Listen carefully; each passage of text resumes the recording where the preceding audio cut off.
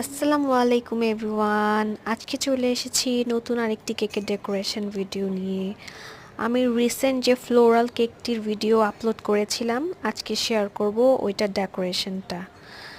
আমি প্যালেট নাইফের সাহায্যে স্কোয়ার শেপের কেকের উপর প্রথমেই ডিফারেন্ট তিনটি শেডের কালার নিয়ে ফ্লাওয়ারগুলো ড্র করে নিয়েছিলাম।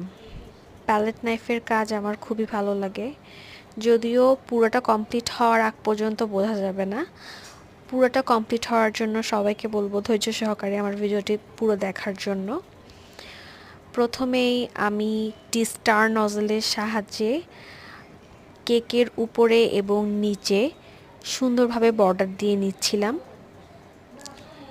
সুন্দরভাবে বর্ডার দিয়ে দেওয়া হয়ে গেলে এরপর আমি কি করব আপনারা ভিডিওতেই দেখতে পাবেন। এই কেকটা সিম্পলের মধ্যেই খুবই সুন্দর।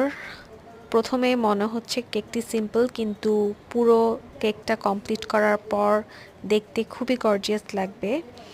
এরপর আমি উপরের দিকে হ্যাপি বার্থডে লেখা একটি টপার বসিয়ে দিলাম। এখন গোল্ডেন কালার সুগার বল ছড়িয়ে দিচ্ছি। এই সুগার বলের কারণেই পুরো কেকটাকে দেখতে খুবই গর্জিয়াস লাগছে। দেখুন আমার এই ফ্লোরাল থিমের কেকটি কেমন হয়েছে। ভালো লাগলে আমার চ্যানেলে সবাই সাবস্ক্রাইব করে দিবেন এবং আমার ভিডিওতে একটি লাইক দিয়ে দিবেন। থ্যাংক